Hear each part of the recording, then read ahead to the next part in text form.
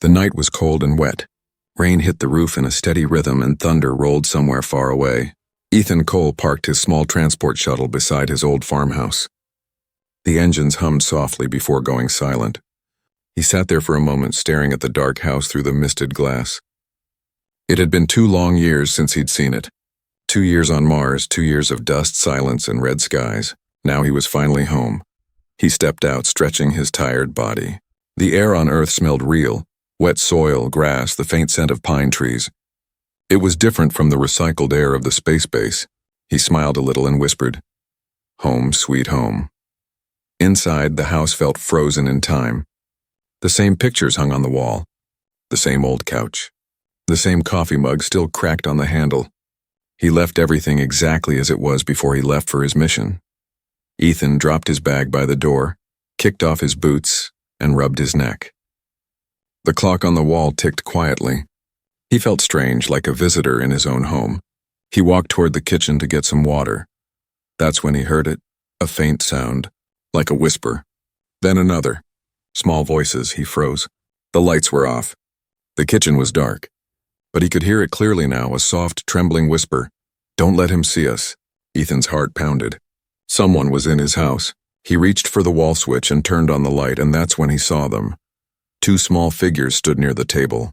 They looked like children, tiny, thin, and scared. But they were not human. Their skin was pale with a faint silver glow. Their eyes were large, round, and filled with light like stars. Long white hair fell over their shoulders. Ethan blinked, thinking his eyes were playing tricks on him. What are you?" he asked. The older one stepped forward slowly, her hands shaking. Her voice was soft, almost like music. "Please, don't be afraid," she said. "We're not here to hurt you." Ethan stared. His brain screamed this was impossible. He had seen strange things on Mars, but this, 2 alien children standing in his kitchen, this was beyond belief. The smaller one, hiding behind her sister, whispered something. Her eyes were wet with tears. "Our mom is gone," she said. "They took her." Ethan's mouth went dry. "Who took her? What are you doing here?" The older one swallowed hard. "You're Ethan Cole, the human engineer from Mars Base 3. Ethan took a step back. "How do you know my name?" She didn't answer right away. She looked at her sister, then at him again. "Our mother said, if anything happened, we should find you." The room felt smaller suddenly. The clock ticked louder. Ethan could hear the wind outside shaking the window panes. "Find me?" "Why?" he asked. "She said you could help," the girl said quietly. "She said humans have hearts that still remember kindness." Ethan didn't know what to say. He ran a hand through his hair. "Listen, I don't know what's going on here, but you shouldn't be in my house. You need to tell me the truth. Who sent you?" Before they could answer, the light flickered. Then the whole house went dark. The rain outside grew heavier. Thunder cracked close by. Ethan reached for a flashlight from the drawer. As he clicked it on, a deep humming sound filled the air. It wasn't thunder. It was something else. Something mechanical. The older girl gasped. "They found us." Ethan turned toward the window. A strange blue light flashed through the curtains, sweeping across the room like a search beam. "What is that?" he whispered. "They followed us here," she said, her voice trembling. "Please, you have to hide us." Ethan didn't understand, but the fear in their eyes was real. He pulled the curtain aside just a little. Outside, through the rain, he saw a glowing craft hovering over the woods behind his house, silent, watching. His breath caught in his throat. He'd seen crafts like that before, in the classified reports on Mars, ones that were never supposed to reach Earth. He turned to the girls. "Come on, basement now." They ran after him, their small feet silent on the wooden floor. The older one held her sister close, whispering something in a strange language. The sound was soft, almost like a song. They hid behind the old boxes in the basement. The light outside grew brighter, flooding through the windows. Ethan could hear the hum growing louder, closer. Then, just as suddenly as it began, the sound stopped. The light vanished. Silence. The girls didn't move. Ethan stayed still, his heart beating fast. He waited. Minutes passed. Finally, he whispered, "Who are you, really?" The older one looked at him, her glowing eyes filled with fear and hope. "We are not from here," she said softly. "But our mother, and she was. And she said you were the only human who could help us." Ethan stared at her, lost for words. He didn't know it yet, but his quiet life on Earth was over. Something had followed him home, and now 2 little alien girls were in his care. The night felt endless. Rain still whispered against the windows, but inside the basement time had stopped. Ethan Cole sat on an old wooden crate, his flashlight dim and weak. In the soft light, the 2 alien girls huddled together under a blanket. Their silver skin shimmered faintly, glowing whenever thunder flashed outside. Ethan's mind was a storm too. He tried to breathe, tried to think. 2 alien girls hiding in his house. A glowing ship in the woods. His name on their lips. None of it made sense. He finally spoke, breaking the heavy silence. "Start talking," he said quietly. "Who are you really? How do you know me?" The older girl lifted her head. She had a calm but sad face, far too serious for someone so young. "My name is Lyra," she said. "This is my sister, Mira." Ethan nodded slowly. "All right. Lyra and Mira, you said your mother sent you to find me. Why?" Lyra hesitated. Her eyes glowed a little brighter. "She told us about you." "You worked with her?" Ethan frowned. "Worked with her? I've never worked with aliens," Mira whispered softly, her voice trembling. "Our mom wasn't just alien. She was half human." Ethan froze. Half human? That couldn't be true. Yet when he looked at their faces, their small noses, their gentle expressions, he could see a hint of something human hiding beneath that alien glow. He leaned closer. "What was your mother's name?" Lyra whispered it. "Dr. Liana Arcos." The name hit Ethan like lightning. He remembered it. Barely.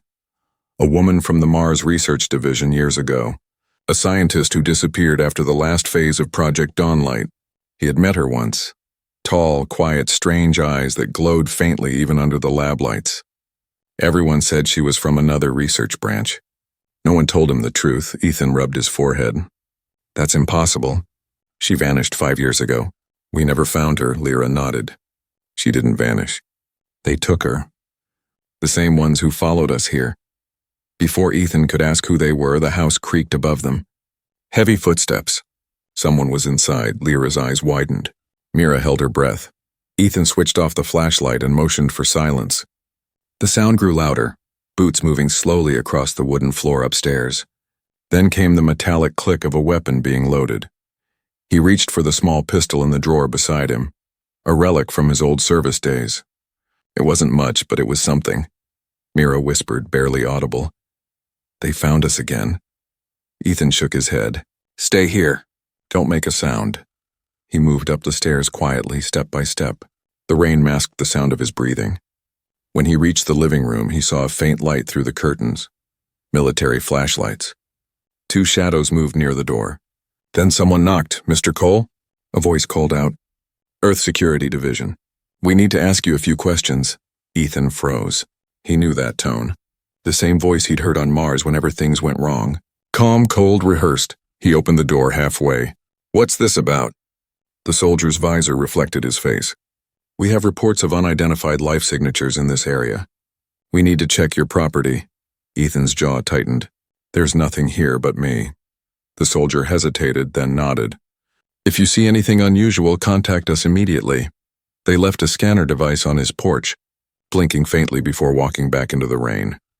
Ethan shut the door fast, locked it, and went back to the basement. The girls were still there, clutching each other. "It was soldiers," he said softly. "They're looking for you." Mira's small voice trembled. "They took our mom. Please don't let them take us." Ethan stared at them. 2 frightened beings far from home hiding in his basement. Something inside him shifted. He remembered being stranded once himself on a broken Mars rover, praying for rescue. He remembered fear. And now these 2 children had nowhere to go. He sat down beside them. "If your mother worked with me, maybe there's something in my old mission files." He took out a small metal drive from his pack, the one that held all his Mars records. It was locked behind layers of security, but he still had access. When he turned it on, a faint hologram flickered. Data logs, photos, maps. Then, his heart stopped. One image appeared. A research photo from Mars Base 3. A woman in a white lab coat smiling faintly beside him. Dr. Liana Arcos. And beside her, 2 small glowing children. The same faces. The same eyes. Lyra and Mira. Ethan's hand shook. He looked at them, then back at the photo. "This can't be real," he whispered. Lyra looked down. It's real. You helped her once before. You just don't remember, Mira added softly. They erased your memory, Mr. Cole, so you wouldn't know. Ethan stared at them, the air heavy with disbelief. Outside thunder rolled again. The blinking scanner light on the porch turned red, and in that moment he realized the truth. This wasn't a random meeting. They had come for a reason, and whatever he had forgotten was about to return. Morning came slowly. The storm was gone, but the sky still looked gray, heavy with leftover clouds. Ethan Cole sat at his kitchen table staring at the hologram of Dr. Liana Arcos floating above his old data drive. Her calm face shimmered in the air, frozen in time beside a younger version of himself and the two alien girls. He didn't remember that day. He didn't remember her. But deep inside, something strange stirred. A faint feeling like a half-forgotten dream trying to wake. Lyra stood beside him, watching the glowing image. She trusted you, she said softly. You helped her hide us before they came. Ethan turned to her, confusion and disbelief twisting inside him. You're telling me I already met you? Years ago? Lyra nodded. But they took your memories. Our mother said it was the only way to protect you. Protect me from what? Before she could answer, Mira suddenly gasped and pointed to the window. A black drone floated outside, silent as a ghost. It scanned the house with a red light. Ethan cursed under his breath, grabbed the data drive, and shut down the hologram. They're still tracking you. Lyra's voice was urgent. We need to move. If they find us, they'll take us too. He looked at them, two small beings trembling in fear. He had no idea what he was stepping into, but he knew he couldn't hand them over. Something in his gut told him these girls were part of something big, something he was once part of too. Grab your things, he said. We're leaving. They drove out of town in an old hover truck Ethan hadn't used in years. The morning light flickered across the windshield as they moved through quiet country roads. Lyra kept watching the sky, nervous. Mira sat in the back seat holding a small silver pendant shaped like a teardrop. After a while, Ethan broke the silence. Tell me about your mother's work. What was she doing on Mars? Lyra looked down. She worked on Project Genesis. Ethan frowned. Genesis? That name's not in any of the Mars records. It was secret, Lyra said. She was studying a connection between human DNA and our kind, the Varelians. She believed humans and Varelians were once part of the same design. Ethan blinked. The same design? That's impossible. Mira spoke softly from the back. She said humans have a spark that even our people lost long ago. Something in your hearts.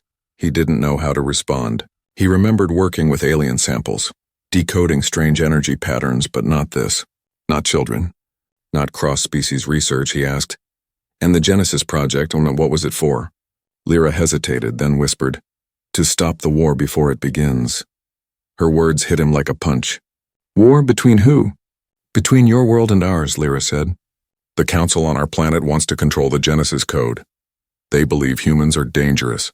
They think our mother betrayed them when she tried to protect both species. Ethan gripped the steering wheel tightly. And now they're after you, Lyra nodded. Because the code is inside us. He looked at her in shock. Inside you? Mira nodded, holding her pendant. Our mother placed it in our blood. We are half human, half Varelian. The bridge between both worlds, Ethan's heart raced. He finally began to understand. Dr. Liana Arcos had created something beyond science, a living connection between two civilizations. The girls weren't just children. They were the key to something much bigger. Then Lyra said quietly, You helped her build it. Ethan's hands went cold. What? She said you were the only human she could trust, Lyra continued. You built the core housing for the Genesis code. But after the project was attacked, she had to erase your memory and hide us. Ethan's head spun. The flashes came suddenly. White lights, alarms, soldiers shouting, Liana crying as she pushed him into an escape pod. A burning lab. A bright orb of energy floating between two containment rings. He gripped his temples.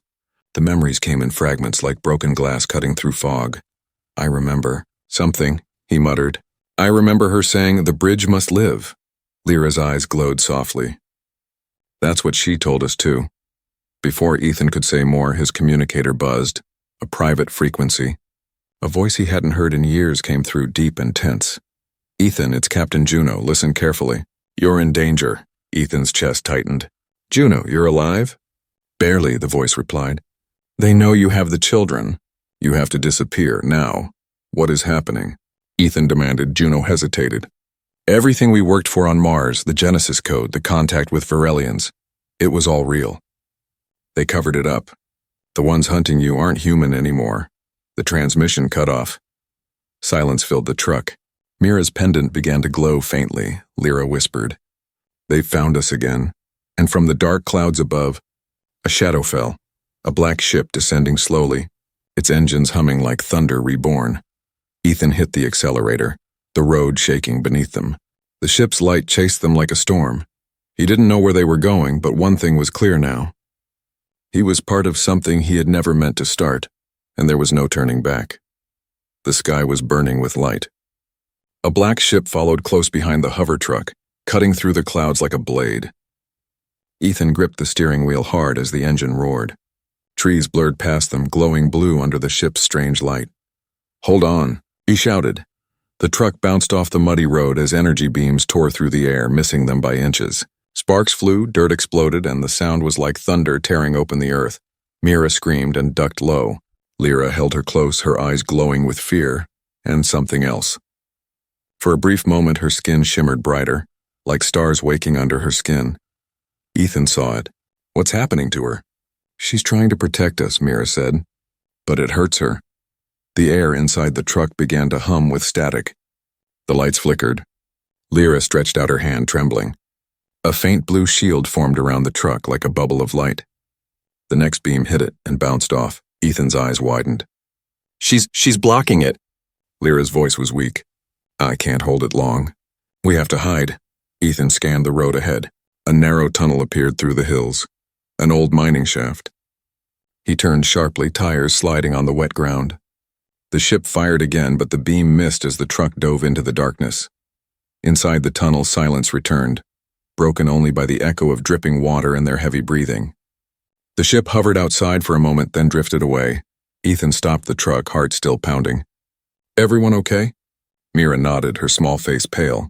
Lyra slumped in her seat, exhausted, her glow dimming.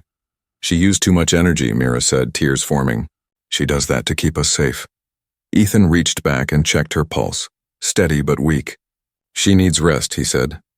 They sat there in the dark tunnel, surrounded by old mining tools and rusted rails.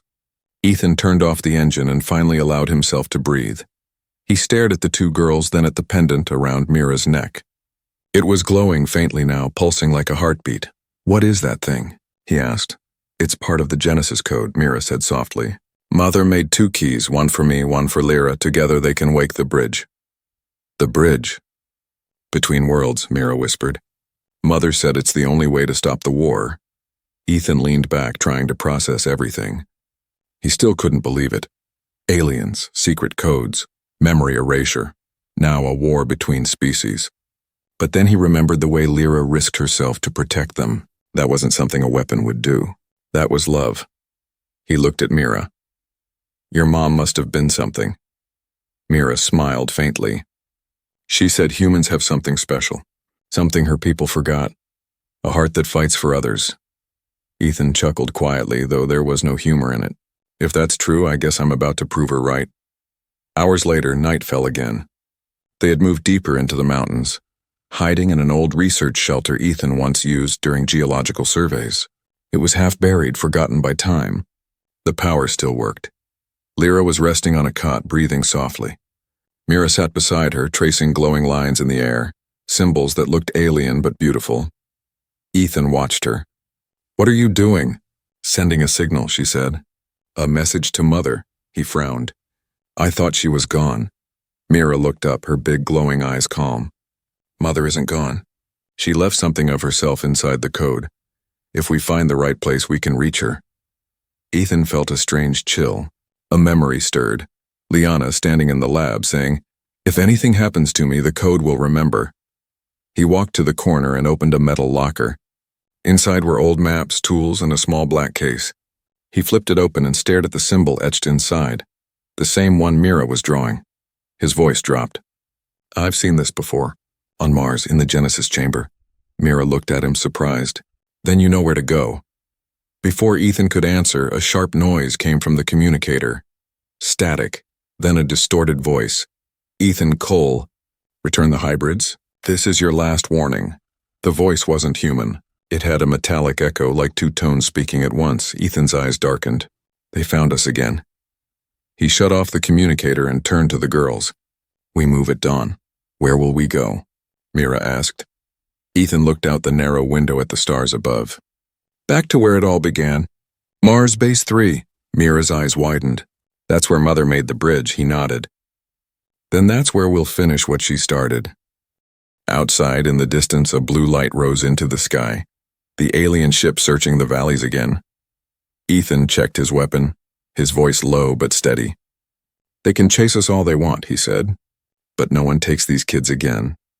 And for the first time since he came home, he felt alive, like a soldier in a war he was finally ready to fight. The desert air was thin and cold. The stars above were bright and endless, like silver fireflies frozen in the dark. Ethan Cole stood outside the small mountain shelter, staring at the sky. His mind was heavy, full of questions he could not answer. Behind him, the faint hum of old machines echoed. Lyra was still asleep, her pale skin glowing faintly under the dim light. Mira sat quietly beside her, whispering something in the strange Varelian language that sounded more like singing than speech. Ethan turned toward them and spoke softly. We'll move again soon. I think they've lost our trail. Mira looked up, her eyes shining. They never lose it for long. The code pulls them to us, he frowned. What do you mean pulls them? The Genesis code isn't just inside us, she said. It connects us to every Varelian mind that ever touched it. That's how Mother built it, as a bridge. Ethan rubbed his face. He was still trying to make sense of it all. A living code, half human, half alien. But what kind of mind could have created something like that? Lyra stirred in her sleep, whispering, Mom, don't go. Mira's voice broke. She always dreams about her. I think she remembers more than I do. Ethan sighed and sat beside the little girl. Tell me about your mother, he said quietly. Mira hesitated, then nodded. She was kind. She laughed like humans do. But her eyes, they were like stars. She said she wanted peace. She said humans and Varelians were never meant to fight, that both worlds were children of the same light. Her words made something twist inside Ethan's chest. A memory flickered. Liana Arcos standing under the red sky of Mars telling him, You can't build peace with weapons, Ethan. You build it with courage. He shook his head. I think I remember her saying that. Mira smiled faintly. Then maybe the code is helping you remember too. Before Ethan could reply, the data drive in his bag began to glow. It pulsed like a heartbeat, lighting the room in pale blue. What's happening? Mira asked. Ethan pulled it out. The hologram projector came alive on its own, projecting an image into the air. It was Dr. Liana Arcos. She stood tall, her white lab coat fluttering in invisible wind, her eyes calm and bright. The recording flickered, her voice soft but steady. If you're hearing this, Ethan, then the Genesis project failed. Or perhaps it worked too well. The truth was never meant for governments or soldiers. It was meant for hearts, yours, theirs, and our daughters. Ethan froze. Our daughters? Lyra gasped softly. She said our. Liana's voice continued, breaking slightly. You once told me humans are defined by what they protect. That's why I trusted you, Ethan. I knew if anything happened to me, you'd find them. The girls carry both of us, my mind and your heart. Together they are the bridge. The hologram glitched, static crackling in the air. Mira grabbed Ethan's hand, eyes wide. Mr. Cole, she said, you're part of us. Ethan couldn't speak. His throat tightened. That can't be. I don't remember. The recording cut him off as if answering his doubt. You won't remember. I erased the memories myself. You never agreed to this. You believed it was wrong to mix life like this. But when the council ordered my research destroyed, I had no choice. I used your DNA, Ethan. You are their human father. The room went silent. The air felt thick, as if even the mountains were holding their breath. Lyra opened her eyes, weak but awake. Father, she whispered. Ethan's heart broke. He couldn't look at her. He stood up, shaking his head. No, this isn't real. I never, but the hologram flickered again. If they find the girls, they'll use them to restart the war. But if you find the Genesis core before they do, you can finish what we began. Not as a soldier, but as a father. The hologram went dark. Silence filled the room again. Lyra's small voice trembled. "You promised her, didn't you? You promised to protect us." Ethan sank to his knees. He didn't know what to say. His heart ached with a truth he didn't ask for but couldn't deny. He looked at the girls, half human, half alien, and realized that somehow part of him was in both of them. Mira stepped closer and took his hand. "She said we are the bridge," she whispered. "But bridges need something strong to hold them up." Ethan looked at her, really looked, and saw the mix of two worlds staring back. Outside, the wind howled through the mountains. In the distance, a light flashed across the dark sky. The same black ship searching again. Ethan stood slowly, eyes fierce now. "We move at sunrise," he said. "If Liana built this Genesis core, then I'll find it. And I'll finish what she started." He looked out into the cold dawn, his reflection faint in the window. A man who had once built machines but was now bound by something stronger than metal. Not science. Not war, but family. The night before the battle was silent, too silent. Ethan Cole sat beside a dying campfire on the cold mountain ridge. The sky above him shimmered with strange lights. Not stars, but ships moving in slow, silent patterns. The hunters were closing in. Inside the small cave behind him, Lyra slept beside Mira, both wrapped in silver thermal blankets. Their breathing was soft, steady, almost peaceful, like two small lights glowing in the dark. Ethan watched them for a long time. He could still hear Dr. Liana's voice in his head. Not as a soldier, but as a father. He clenched his fists. He had spent years fighting for orders, missions, systems, but never for something that truly mattered. Now everything did. At dawn, the first explosion shook the valley. The black ships descended like shadows, their engines rumbling through the mountains. Ethan grabbed his rifle, an old plasma model from his Mars service day, and turned to the girls. "Wake up," he said. "They found us." Lyra's eyes glowed bright blue. "We can't run anymore." Mira's voice trembled. "Then we fight?" Ethan nodded. "No, I fight. You hide behind the generator. Don't come out until I say." The air grew thick with static. The first hunter landed, tall, armored, moving with an eerie grace. Its mask gleamed like obsidian and its voice echoed calm and cold. "Human Ethan Cole," it said. "Surrender the hybrids. Your protection is useless." Ethan stepped out from behind the rocks, weapon ready. "They're children," he said. "You don't get to call them that." The alien tilted its head. "They are keys. Their blood opens what should never be opened." "Funny," Ethan said. "Their mother thought it opened peace." The alien raised its weapon. "Peace is an illusion." Ethan fired first. Blue plasma cut through the morning mist. The shot hit the alien square in the chest, sending it crashing backward. The fight began. More hunters dropped from the ships, their weapons glowing like red lightning. Ethan ducked behind rocks, firing back. Sparks lit the air. The smell of ozone burned his throat. He was outnumbered, outgunned, but not out of fight. Every second he held them off was another second for the girls to escape. "Go," he shouted toward the cave. "Run," but Lyra didn't run. She stepped out, her eyes blazing with light. "We're done running." "Lyra, no!" Ethan shouted, but it was too late. She raised her hands. The air around her pulsed. A wave of blue energy exploded from her chest, throwing the hunters backward like rag dolls. The ground cracked, stones shattered, and a strange humming sound filled the valley. Deep, beautiful, and terrifying. Mira ran to her sister, crying. "You'll hurt yourself." Lyra's voice was faint. "It's the only way. The code needs to wake." Ethan grabbed her arm. "You'll kill yourself." She looked up at him with tears glowing in her eyes. "If I don't, they'll take us all." Suddenly, one of the hunters lunged forward and fired. The blast hit Lyra in the shoulder. She screamed and fell. Ethan lost control. He charged forward, firing wildly. He didn't care anymore about odds or survival. All he saw was his daughter lying in pain. He took down 2 hunters before one knocked him to the ground. The alien aimed its weapon at his chest. "You fight well for a dying species," it said. Ethan smirked through blood and dust. "That's because we don't die easy." Before the alien could fire, Mira screamed, not in fear but in anger. Her pendant glowed white-hot, brighter than the sun. The mountains shook. The air rippled. Lyra, bleeding but conscious, lifted her hand. Now Mira. Together. The two sisters' lights joined, blue and white swirling together, forming a storm of energy that lifted into the sky. Ethan shielded his eyes. The hunters tried to flee, but the wave was faster. It swept through the valley like wind through fire. Their ships cracked apart, their weapons melted. The Genesis code had awakened. When the light faded, silence returned. The valley was still again, except for the faint sound of wind. The hunters were gone. Ethan crawled to the girls. Lyra lay weak but breathing.